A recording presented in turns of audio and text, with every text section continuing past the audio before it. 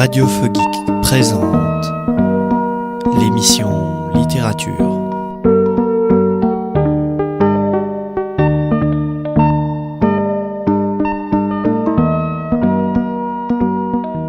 Bonjour, bienvenue sur Radio Feu Geek. Nous sommes ici en compagnie de notre cher quatuor, c'est-à-dire moi-même ainsi que Thomas. Bonjour. Florent. Bonsoir. Et Étienne. Bonjour à tous. Voilà, donc le sujet de notre émission du jour sera les découvertes littéraires de l'année 2017. Donc on va faire un petit tour de table afin que vous puissiez nous expliquer ce qui vous a marqué, peut-être ce qui vous a déçu, en quoi cette année 2017 est mémorable en termes de bande dessinée. Alors on commence ce petit tour de table par qui ? Par notre cher ami Thomas. Allons-y, c'est parti. Donc Thomas, nous t'écoutons. Ouais. Finalement, cette année, ça sera surtout, je vais surtout vous parler de comics. Et alors, bon, petit disclaimer, j'aurai autant des séries qui sont sorties cette année, vraiment sorties dans l'année, que de séries en fait que j'ai découvertes cette année, mais qui sont encore pour la plupart en cours. Voilà. On peut commencer par quoi ? Peut-être par des histoires, par une histoire courte, tiens, dont je vous avais parlé dans mes attentes en début d'année, qui est donc Dark Knight, une histoire vraie, qui reprend l'histoire de Paul Dini, et de son de son agression. Donc c'est un des scénaristes de la série Batman Animated Series. Donc de début des années 90, cher à notre enfance, et c'est il va se faire agresser, je crois pendant l'été 93, tout ça dans la rue de manière totalement gratuite et extrêmement violente, parce que il sera obligé d'être opéré pour suite à ces nombreuses et multiples fractures, et du coup c'est un épisode de sa vie qui a été extrêmement marquant pour lui et qu'il a mis des années à vraiment on va dire extérioriser, et puisque voilà, ça nous dépeint déjà cet homme depuis un peu son enfance. On voit que c'était quelqu'un de relativement reclus justement, et assez en marge des autres enfants, et qui va vraiment se réfugier dans les comics jusqu'à en faire son métier en tant que scénariste, et du coup il a toujours gardé un petit peu ce caractère, on va dire renfermé en fait. Il s'est jamais vraiment, en tout cas présenté comme ça dans la BD qui a caractère autobiographique. Il est toujours resté un peu introverti, quoi.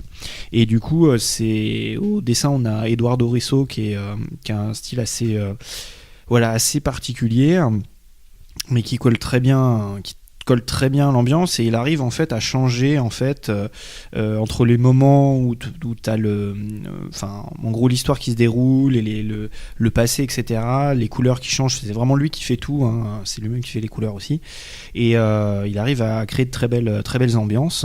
Alors c'est en partie romancé, mais c'est aussi inspiré des faits réels, et du coup c'est assez intéressant parce qu'on voit donc Paul Dini, qui est le personnage principal de cette histoire, dialoguer avec Batman. Voilà.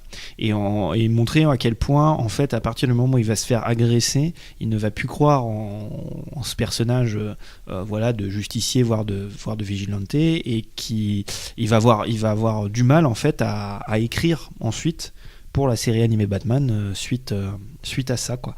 Et du coup c'est une histoire qui est assez poignante, qui est assez glaçante par moments, et en tout cas qui est assez intéressante, et je pense qu'il peut parler à plein de monde, de même pour des gens qui n'ont pas l'habitude de lire des comics, même je pense pour des amateurs de franco-belge ou tout ça, vu le style d'Eduardo Risso, ça peut bien passer. Et puis c'est une histoire qui se tient en elle-même en un seul tome. Voilà. Donc Dark Knight, une histoire vraie, et l'un des albums peut-être que j'ai le plus retenu dans cette année, et que je vous recommanderai. Merci Thomas. Donc je passe donc le micro à notre cher ami Florent. Alors vas-y, dis-nous tout, Florent. En est-il un, plusieurs ? Alors moi je vais vous parler de 3 mangas rapidement, parce que justement je vais parler très rapidement de chacun d'entre eux, parce que j'ai déjà fait des articles sur eux sur Radio Feu Geek, donc vous avez déjà eu l'occasion normalement de lire la progression de la série, la découverte de la série, tout ça. Donc je vais parler d'abord de Fire Force, qui est le nouveau manga de l'auteur de Soul Eater, Atsushi Okubo, Et donc là, cette fois-ci, c'est plus chez Kurokawa, c'est chez Kana. C'est l'histoire d'un monde dans lequel le feu est un élément primordial et dans lequel des brigades spéciales de pompiers luttent contre ce qu'ils appellent des torches humaines, des gens qui prennent feu subitement et qui se transforment en torches humaines et qui deviennent dangereux pour les autres. Et ils luttent contre ce phénomène et ils enquêtent également pour savoir d'où vient ce phénomène, d'où viennent les torches humaines, qui les transforme comme ça et tout. Et petit à petit, ils en viennent à comprendre qu'il y a des complots qui s'organisent dans ce monde-là, il y a quelque chose qui arrive en sous-main. Et là, on en est au tome 4 actuellement. Ça a commencé donc cette année, on en est au tome 4 en VF. Et l'histoire est plutôt rapide, chaque tome fait évoluer très rapidement l'histoire, donc on a des révélations dans chacun des tomes, donc c'est très intéressant. Il n'y a pas de tome mort pour l'instant, les quatre premiers sont vraiment riches en révélations. Donc voilà, et après je voulais vous parler aussi de Im, Great Priest Imhotep, qui est un manga de chez Kiun, une découverte de Kiun, pour un peu plus jeunes, comme Fire Force, c'est un shonen en fait, donc c'est plus jeune. C'est l'histoire du grand prêtre justement Imhotep de l'Égypte antique qui il y a 3000 ans a été scellé suite à la libération de démons sur le monde, et 3000 ans plus tard, du coup à notre époque, les grands prêtres de son culte décident de le ramener à la vie en grand secret pour qu'il puisse lutter contre les monstres qui envahissent petit à petit le monde. Et donc Im, comme il s'appelle, va du coup essayer de racheter sa première vie dans cette seconde vie en combattant les monstres, les Magai, les monstres qu'il a libérés il y a 3000 ans sur notre monde. Et voilà. Et ensuite... Pardon, oui. Ah. Non, c'est bon, ok, c'était pas pour moi. Donc voilà, donc pour Im, c'est très beau, c'est assez détaillé, le dessin est assez détaillé, assez joli, il y a pas mal de... Oui, ce que j'ai pas dit sur Fire Force, c'est que personnellement, je trouve que le design est moins abouti que dans Soul Eater. Soul Eater était un manga beaucoup plus épuré, beaucoup plus classique, avec des lignes claires et tout ça, très, très épuré. Très basé sur les formes géométriques et les ombres et les contrastes et tout, alors que Fire Force c'est un manga beaucoup plus traditionnel, beaucoup plus mainstream, donc le style de l'auteur se cale à quelque chose de plus commun, donc pour moi c'est moins joli que ce qu'on avait vu chez Soul Eater, mais ça reste quand même assez sympa, et les bâtiments, les détails, tout est bien étudié, donc comme d'habitude par cet auteur qui nous a déjà habitués à un grand sens du détail. Donc voilà pour Fire Force. Pour Im, pour revenir à Im, le design est assez classique somme toute, il est assez basique de nos jours. C'est un design de personnage qui révolutionne pas trop les choses et qui est très commun maintenant de nos jours, mais tout ce qui est vraiment impressionnant, c'est le souci du détail dans les décors, dans les représentations des rites de l'Égypte antique et tout ça. C'est assez sympa, c'est assez bien étudié.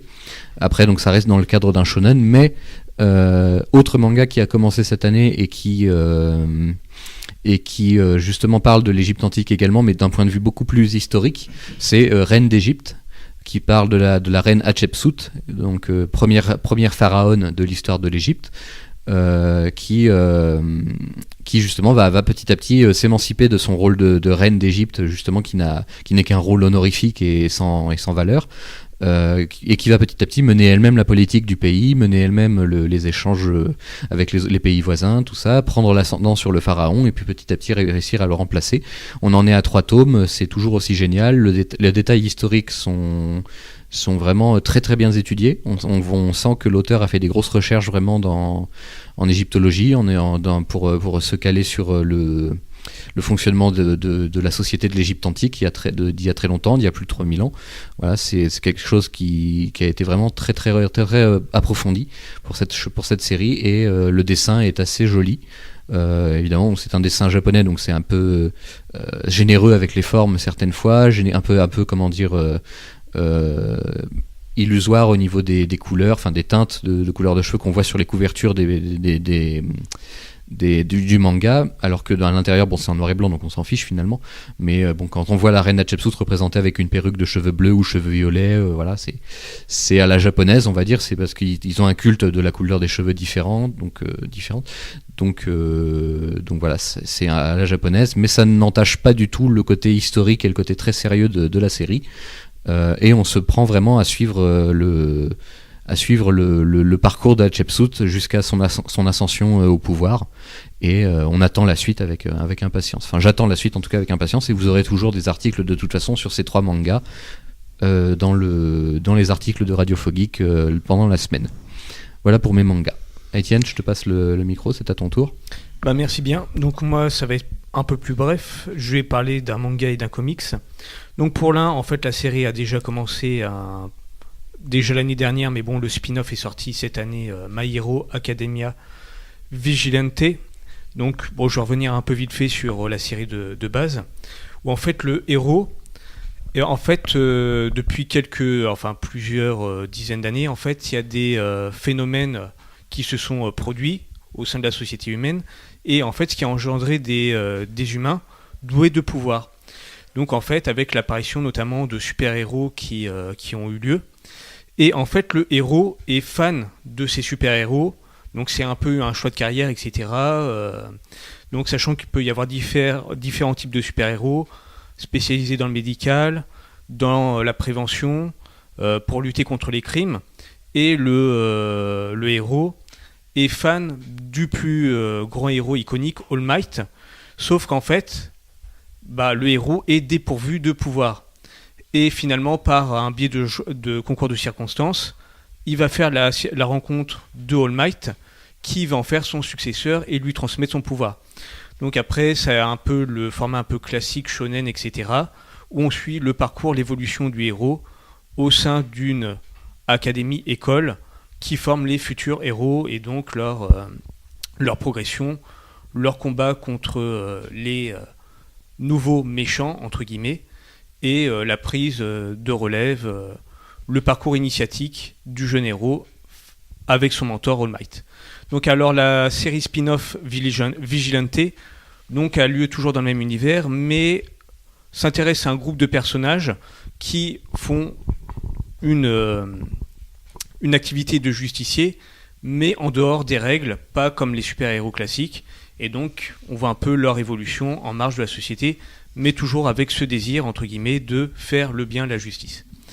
Donc, voilà pour la partie manga. On peut sentir effectivement d'ailleurs avec des titres aussi comme One Punch Man que on a une vraie influence justement des super-héros, d'ailleurs, des comics.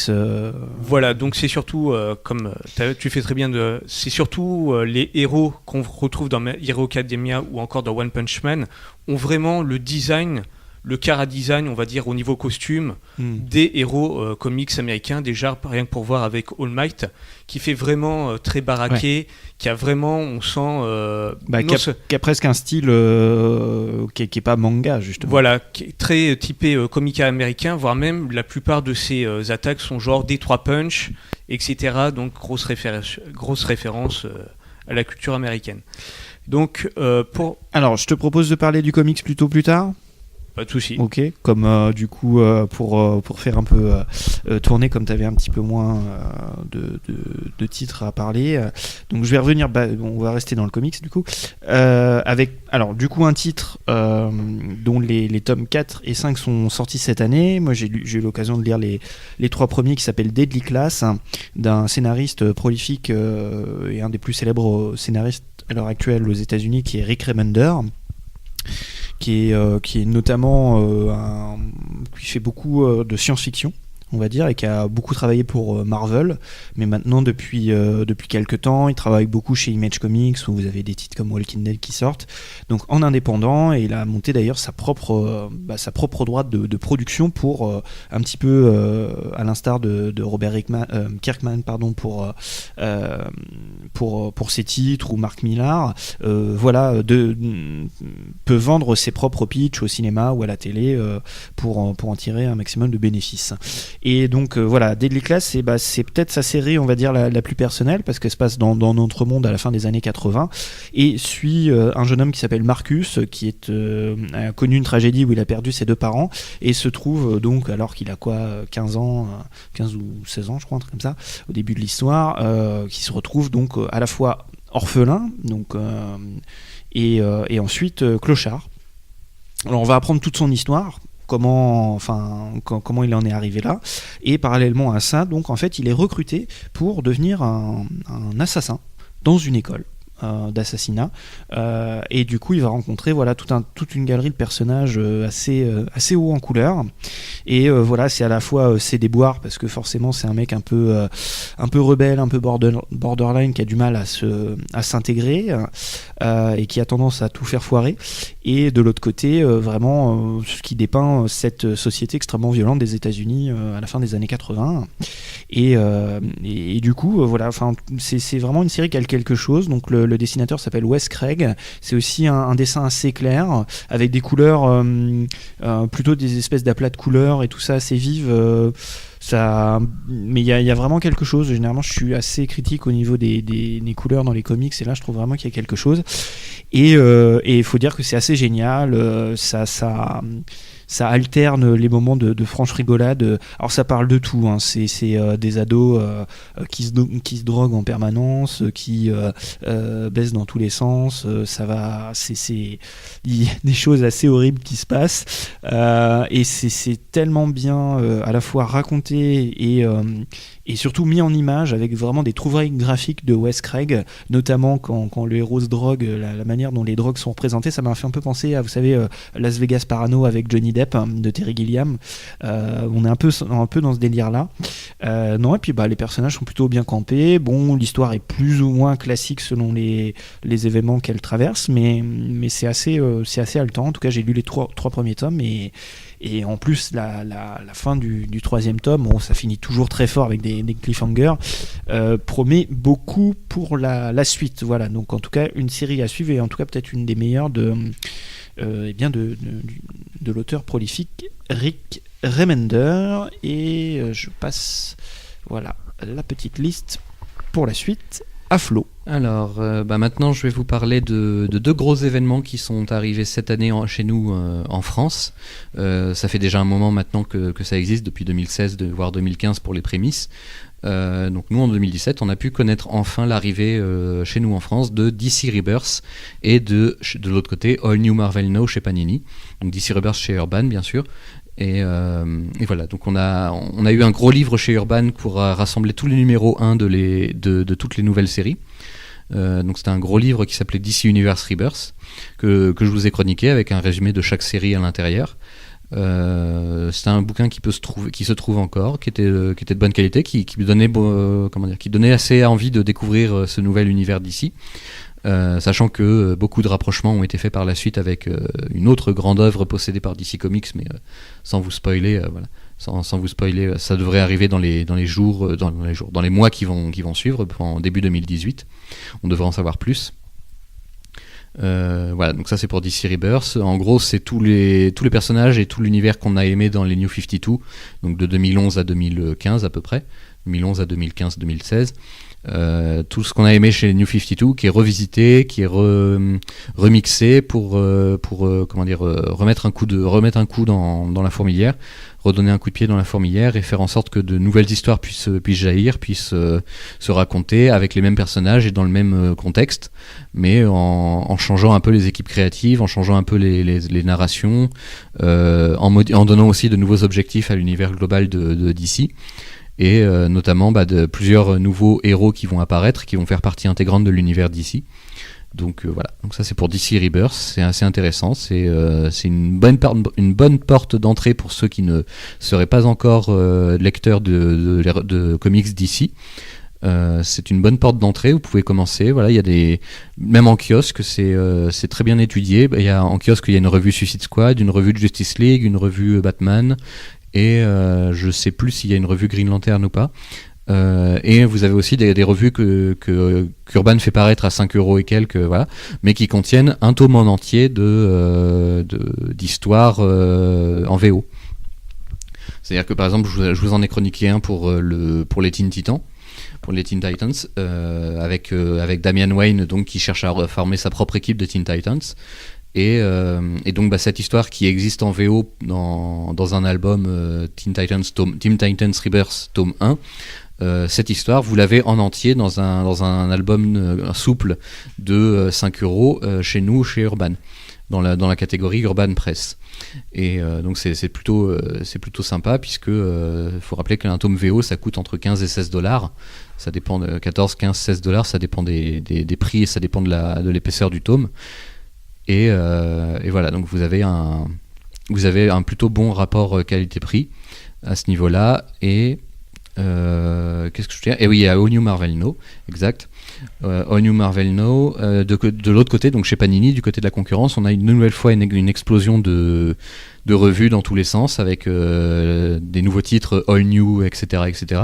Les plus à mon avis, ceux qui sont à suivre sont ceux que je vous ai déjà chroniqués sur le blog également, donc c'est-à-dire les All New Iron Man, All New Spider-Man et All New Amazing Spider-Man. Pour moi, les All New Avengers ne sont pas très intéressants pour l'instant, mais peuvent le devenir plus tard, à surveiller, mais j'ai pas trouvé ça très intéressant pour un début. Donc vraiment, il faut se centrer sur Iron Man et les 2 Spider-Man du nouvel univers Marvel après Secret Wars. Voilà, c'est assez sympa. Là, il y a Civil War 2 qui est passé, qui est terminé. On est en plein dans l'aftermath actuellement, donc on va voir les conséquences que Civil War 2 aura sur ce nouvel univers Marvel. Et on s'engage doucement vers un autre event qui va arriver dans pas longtemps en VF. Dans le format kiosque en tout cas, puisque le format kiosque est toujours un peu en avance sur le format relié. Donc voilà pour ces deux gros événements, DC Rebirth et All New Marvel Now, qui sont les renouveaux et les relances des 2 éditeurs principaux de comics américains chez leurs éditeurs français, que sont Urban Comics et Panini Comics. Donc voilà, maintenant je passe la parole à Étienne pour son dernier coup de cœur, son dernier coup de cœur retenu de l'année, qui est I Hate Fairyland. Donc en fait c'est Thomas qui m'a fait découvrir ce titre. Donc en fait il s'agit d'une parodie humour noir, où en fait une petite fille se retrouve transportée dans un monde féerique, donc avec arc-en-ciel et compagnie, un monde on va dire un peu des bisounours, où en fait elle a quelques années, et en fait elle doit mener une quête au bout de laquelle, à son terme, elle pourra rentrer chez elle, donc dans le monde réel. Sauf qu'en fait, cette quête qui aurait dû prendre quelques jours, finalement se retrouve en quelques années, enfin plus quelques années, plusieurs dizaines d'années, et en fait donc, elle a toujours l'apparence d'une petite fille, mais théoriquement, elle a en fait plutôt dans la trentaine, si c'est pas même plus, et donc avec tout le caractère cynique que cela a entraîné chez elle, donc avec toute la frustration d'être bloquée dans le pays des bisounours pendant quasiment toute la majorité de sa vie.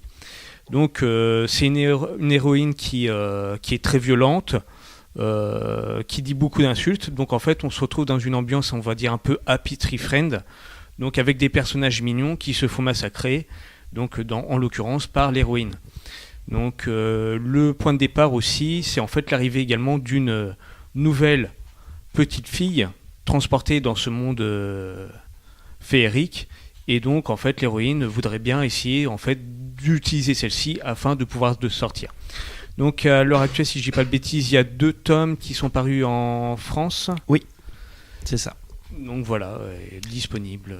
Ouais, alors précisons que le dessinateur-auteur Scotty Young est aussi un habitué de Marvel et a un style graphique effectivement très cartoon et très enfantin, et justement il en joue dans cette série, on sent que c'est un peu son exutoire, quoi. Voilà, donc qui en correspond surtout très bien pour rendre tout le côté mignon et finalement qui contraste beaucoup avec la personnalité de l'héroïne. Voilà. Alors, je vais enchaîner, merci du coup Étienne, donc c'était ton dernier coup de cœur pour cette année. C'est bien, toi t'as fait un de chaque, manga et comics. Moi je vais toujours continuer chez les comics. Alors là je vais finir avec et je passerai aussi entre temps la parole à Florent avec deux événements généraux. Déjà je vais vous parler d'un titre qui s'appelle Bloodshot Reborn, mais d'une maison d'édition qui s'appelle Bliss Comics, dont on a déjà eu l'occasion de parler un petit peu, mais en fait je me rends compte qu'on n'a jamais vraiment fait d'émission dessus. Je crois bien, on a fait qu'en parler comme ça lors d'articles. Florent, tu as eu l'occasion d'en chroniquer sur le blog, sachant que comme on fait pas les mêmes séries, comme ça c'est bien, ça nous a fait découvrir une grosse majorité du catalogue de Bliss Comics. Donc il édite un petit éditeur américain qui s'appelle Valiant Entertainment ou Valiant Comics. Et qui a rebooté en 2012 son univers, parce que c'est un éditeur qui date des années 90. Et ouais, je crois que c'est pour leurs 20 ans qu'ils ont rebooté l'univers. Et du coup, voilà, ça a commencé humblement. Ça a été au départ édité par Panini Comics et ça n'a pas du tout marché. C'est dans ce cadre-là que j'ai eu l'occasion de découvrir à très bas prix les premières séries.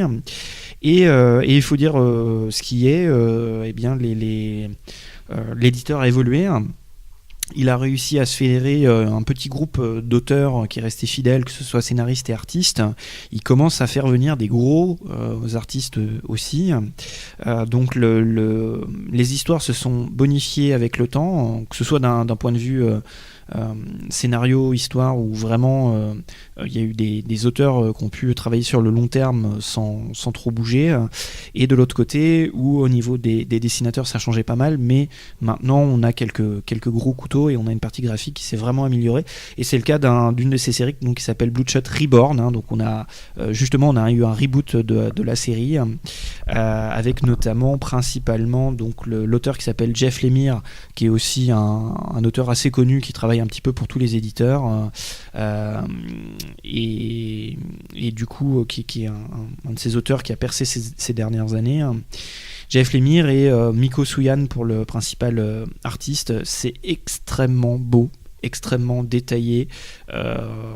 Pour un comics, c'est vraiment le haut du panier. Après, ça peut laisser froid parce qu'on a presque. Je vais faire le comparatif avec un autre artiste qui est assez connu des comics qui s'appelle J.J. Jones. On a presque l'impression que c'est des photos. En fait, c'est photoshopé ou tout ça, quoi. C'est ce qu'on appelle l'hyperréalisme, quoi.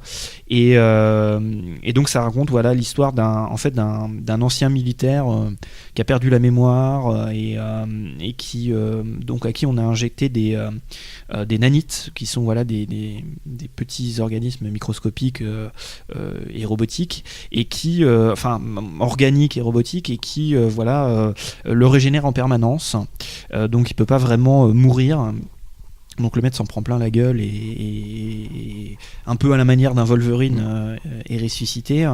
Voilà, ça fait aussi pas mal penser à un film comme Universal Soldier dans le propos. Donc au départ il est utilisé par une sorte d'armée, on sait pas vraiment si c'est l'armée américaine ou en tout cas un groupuscule militaire, donc c'est une espèce de chose, et finalement il va finir par se rebeller et partir en quête de son identité tout en combattant ses anciens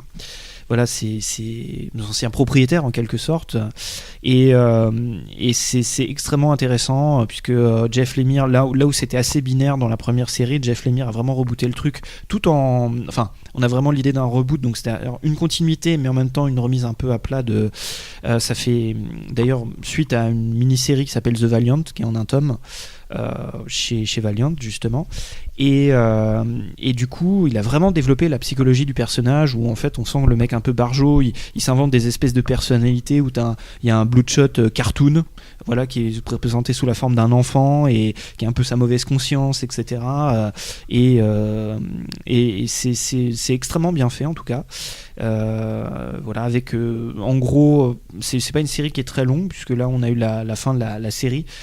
Valiant continue de publier les séries, mais généralement ça dure que quelques tomes. Donc Bloodshot Reborn est une série finie en 4 tomes. En gros, vous avez le premier arc qui dure 2 épisodes. Ensuite, vous avez un tome 3 qui est un peu une espèce de what if, enfin un truc un peu bizarre, qui fait un peu penser dans le futur à Mad Max.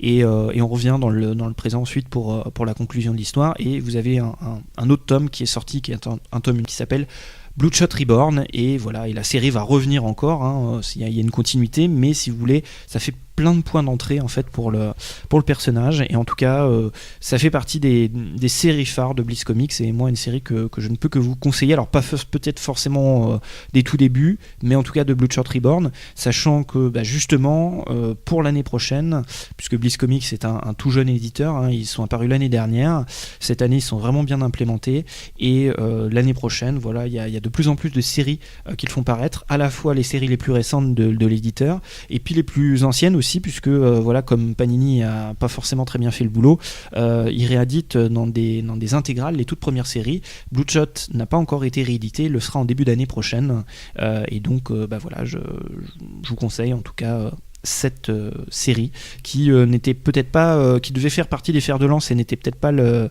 meilleur au début, et qui finalement s'est vraiment bonifié avec le temps, et avec une série comme Exo Manowar qui fait partie des séries longues de l'éditeur, et vraiment on va dire de l'ossature principale et des personnages principaux et récurrents que l'on retrouve dans cet univers de plus en plus partagé à la manière donc des Marvel et DC. Mais voilà, comme c'est un univers relativement jeune, c'est assez évident de commencer ces séries, et notez-le, c'est aussi un univers qui va arriver prochainement au cinéma par le biais à la fois d'un acteur chinois qui a mis beaucoup d'argent dans l'éditeur, et de Sony Pictures qui va, donc il y a un film Bloodshot qui est en préparation, je crois que c'est le tout premier film qui va en sortir, et je voudrais pas vous dire de bêtises, mais je crois qu'il est prévu pour l'année 2018, donc on vous en reparlera quand on aura de plus amples informations dessus. Florent, c'est à toi. Oui, la dernière chose que je retiens de cette année, c'est un livre, cette fois, un roman de fantasy, parce qu'on ne lit pas que des comics et des mangas, on se diversifie. Non. Et donc cette année s'est terminée enfin la dernière trilogie de l'auteur australienne Trudy Canavan, qui s'appelait La Loi du Millénaire. Donc le troisième tome est sorti au mois d'août, je vous l'ai chroniqué cette semaine, je crois. Cette semaine, quand je dis cette semaine, on est actuellement la dernière semaine de décembre là. Voilà, quand on enregistre, quand vous entendrez l'émission, on sera peut-être mi-janvier. Voilà. Donc La Loi du Millénaire, donc c'était une trilogie de fantasy qui prenait le parti de placer, comment dire, la magie comme étant une ressource naturelle et épuisable sur chaque monde, et que donc il fallait utiliser, traiter et générer de la magie avec vraiment beaucoup d'attention et voilà, y faire très attention, avec beaucoup de préparation, beaucoup d'encadrement, suivant les mondes pauvres ou riches en magie. Voilà, donc certains avaient plus besoin de générer de la magie, certains ont besoin plus de l'utiliser, voilà. Et on suit ensuite deux personnages principaux qui sont Riel et Tayen, qui évoluent chacun de leur côté au départ, et qui se rencontrent enfin dans ce troisième et dernier tome. Donc les deux personnages principaux se rencontrent enfin et vont essayer d'empêcher la résurrection d'un tyran millénaire qui régnait sur la plupart des mondes les mondes connus de cet univers avant d'être vaincu par une alliance rebelle. Et du coup, voilà, ce tyran essaye par ses fidèles encore en vie, il essaye de ressusciter, de reprendre le contrôle de l'univers magique.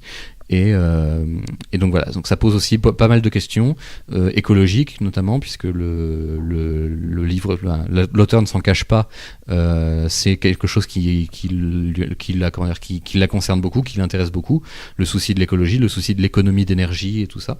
Donc là, c'est pas anodin de placer la magie comme étant une ressource épuisable, voilà, épuisable, qui s'épuise très vite et qui vient vite à manquer. Donc il faut une ressource pour laquelle il faut faire très attention.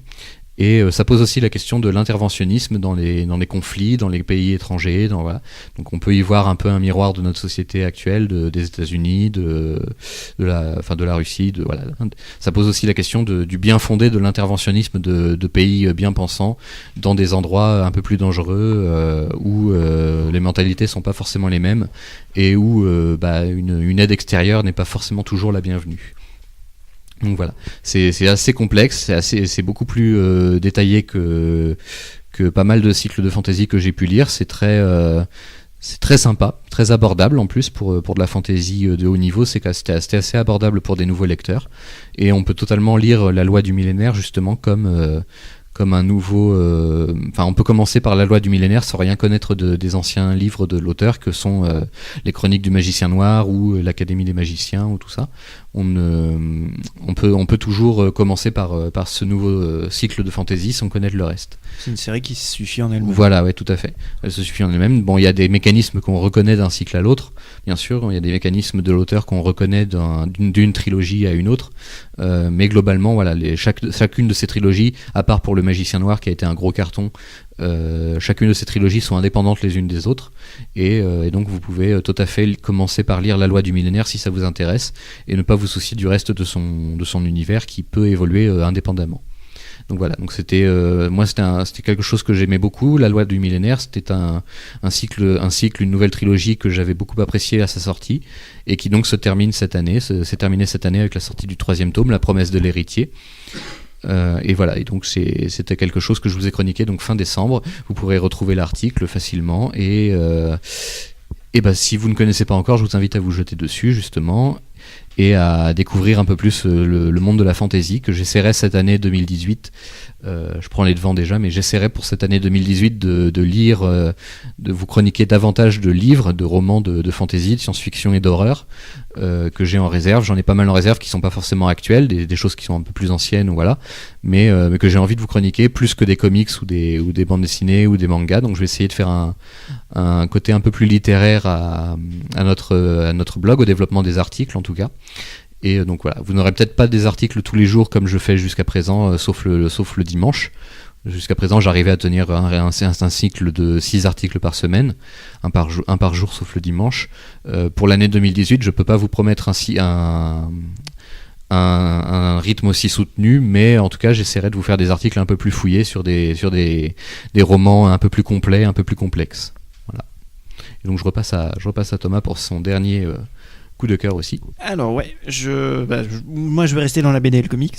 Finalement j'ai été monolithique, contrairement à vous deux messieurs, et je souhaiterais finir par un auteur, un très célèbre auteur de comics qui s'appelle Warren Ellis, donc scénariste, qui à la fois a connu pas mal de rééditions cette année, avec notamment l'un de ses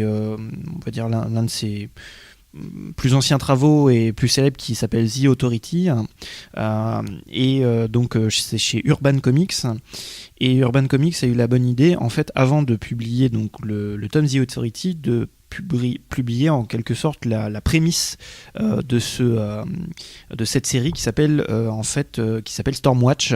Et donc il y a 2 tomes qu'ils ont surnommés, donc pour ne pas perdre le lecteur, The Authority, Les années Stormwatch, qui est une série qui fait suite à une création de Jim Lee, si je dis pas de bêtises, dans les années 90 où les héros étaient plus badass, etc. et où les dessinateurs stars avaient pris leur indépendance. Donc c'était une création de Jim Lee que Warren Ellis va reprendre au bout de 30 ou 40 d'épisodes de mémoire, et qu'il va totalement on va dire refondre, et vraiment autant avant on avait des beaux dessins, autant Warren Ellis va rendre cet univers consistant et ses personnages intéressants, et va ancrer si vous voulez, c'est un petit peu l'après Watchmen, c'est-à-dire une fois que Watchmen va vraiment s'instaurer dans les comics mainstream, en caricaturant, on peut dire que The Authority c'est un peu un héritier de Watchmen, comme ça se passe en gros 10 ans après, c'est ce qu'il a demandé.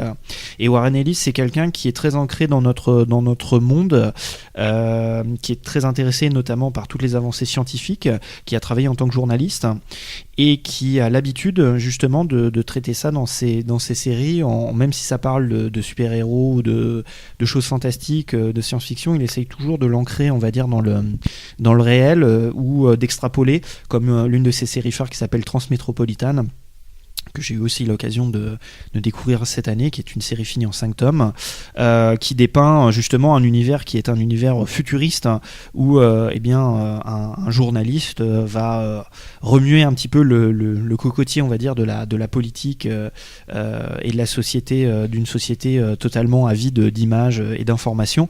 Et c'est du coup assez impressionnant, parce que c'est une série qui a 20 ans, Moi, quand je l'ai lu, j'avais l'impression de lire ce qui pouvait se passer aujourd'hui, quoi. Donc c'est quelqu'un qui en plus est assez, on va dire, assez visionnaire et qui manie en plus, je trouve une écriture. Enfin, c'est l'un des scénaristes que je préfère parce qu'il a un très bon sens du dialogue, de la narration, qui reste toujours très clair, et même si elle aborde parfois des choses un peu pointues, et qui en plus a qui a un ton assez ironique et assez mordant, et il manipule aussi pas mal l'humour noir, hein. C'est parfois assez on va dire glauque, et c'est quelqu'un aussi qui n'a pas de souci à parler de sexualité, donc c'est toujours des histoires assez matures. Et justement, alors juste pour préciser que donc cette année ont été rééditées The Authority, qu'il y a l'une de ces séries récentes qui paraît chez Image qui s'appelle Injection, qui est parue, donc ça c'est l'actualité, on va dire, de l'auteur. Ça c'est une série que je n'ai pas encore eu l'occasion de lire, donc je ne pourrais pas vous en parler, mais je vais vous parler d'une série qui est sortie l'année dernière, qui est malheureusement en pause, et je m'en attriste, qui s'appelle Trees, qui est aussi paru récemment chez Image Comics, et qui est une série que je trouve extrêmement intéressante, puisqu'elle parle d'une invasion extraterrestre, enfin en tout cas de notre premier contact avec les extraterrestres, qui arrive donc un peu à la manière, on pourrait croire, d'Independence Day au début, et en fait il s'agit d'arbres, enfin de ce qu'on appelle les arbres, mais qui sont des espèces de pylônes qui vont avoir ravagé les plus grands centres urbains un petit peu aux quatre coins du monde, et qui sont des espèces de grands pylônes plantés au milieu de la Terre, et il ne se passe rien. Donc en gros, du coup, très rapidement, on a genre le premier chapitre qui est en gros la description du cataclysme, mais très vite, en fait, on est dans l'après, et alors je sais plus, c'est des années après, et on se rend compte que comme il se passe rien, les sociétés ont continué à vivre autour, parfois certaines en synergie, parfois certaines en utilisant de manière stratégique, on va dire, dans le cadre de guerre, ces espèces de grands pylônes qui peuvent donner un avantage stratégique. Et du coup, en fait, c'est une série que je trouve très intelligente, qui peut être déroutante, puisqu'elle ne suit pas un seul protagoniste, mais plusieurs. Et c'est vraiment aux quatre coins du monde. Donc on va suivre par exemple une femme en Sicile, un scientifique en Antarctique, un journaliste français, des pays africains, un artiste chinois, et puis je crois un mec, ça doit être le maire de New York ou autre chose, quoi. Donc c'est plein de points de vue différents, et c'est comment en gros ces gens vivent dans cette société, on va dire post premier contact, et une espèce d'anti-invasion extraterrestre comme nous on pourrait l'entendre, c'est-à-dire une invasion forcément hostile, ou une invasion qui serait pacifique, enfin pas une invasion pacifique mais un contact pacifique. Non, quelque chose qui on sait pas ce que c'est, quoi. Et en même temps, en fait, il se passe quelque chose de manière insidieuse, et justement c'est ce qui est décrit dans les événements. Donc c'est à la fois l'action, on va dire, des hommes vis-à-vis de ces piliers extraterrestres qui ont totalement chamboulé et qui dépassent totalement technologiquement ce que l'homme peut appréhender. Donc comment réagir, et quelle est la psychologie de l'homme et des sociétés humaines, des différentes sociétés humaines. C'est ça, pour ça que c'est très intéressant, comme on a vraiment les quatre coins du monde. Il y a aussi d'ailleurs en Amérique du Sud, il y a vraiment tous les continents qui sont représentés quasiment, et du coup ça c'est extrêmement intéressant. Et en même temps, donc un peu la banalité du quotidien dans cette chose transformée, mais en même temps qui est vraiment quand même quelque chose qui se passe. Il y a une action extraterrestre qui n'est peut-être pas l'action aussi qu'on attend, qui commence à se passer de manière insidieuse, qui a mis des années à venir, et du coup c'est ce qui est raconté dans cette série qui pour l'instant ne fait que 2 tomes, et qui, je l'espère, aura l'occasion de recommencer un jour. Voilà, donc pour cet auteur Warren Ellis, très prolifique, et l'un des auteurs, je trouve, les plus intéressants et les plus matures, en tout cas moi que j'apprécie le plus, avec des personnes comme Greg Rucka ou encore Ed Brubaker dans des genres assez différents. JB, je te laisse le mot de la fin. Au revoir. Merci JB. Ce fut bref, ce fut précoce, je dirais. JB, tu nous avais habitués à mieux, mais ça ira. Moi j'ai trouvé ça bien. Tout le monde a rigolé. C'est parfait. Je dis, Bon, bien, on vous remercie tous pour vos découvertes de cette année 2017 et espérons que l'année 2018 sera aussi riche en événements littéraires que cette année. Nous vous souhaitons de bonnes fins de fête, bien que ça sera déjà passé, je pense. Il y a des chances qu'on. Alors à ce moment-là, on diffuse vous après. souhaite une très bonne année 2018. Mais oui, ça on peut le dire. Par contre, ça sera d'actualité. Plein d'événements geeks, plein de bonheur, enfin voilà, tout ce que Oui, tout là ce que t'en fais Radio trop, là maintenant tu Geek deviens peut trop vous long là. souhaiter. Bon bah voilà, puisque j'en fais trop long, je quitte le standard. Au revoir mesdames et messieurs. On vous laisse. On vous dit à on vous bientôt, laisse. voilà, pour d'autres aventures, voilà. Alors, à noter qu'on a eu des petits soucis techniques pour l'enregistrement. C'est vrai qu'on aurait dû faire des émissions plus tôt.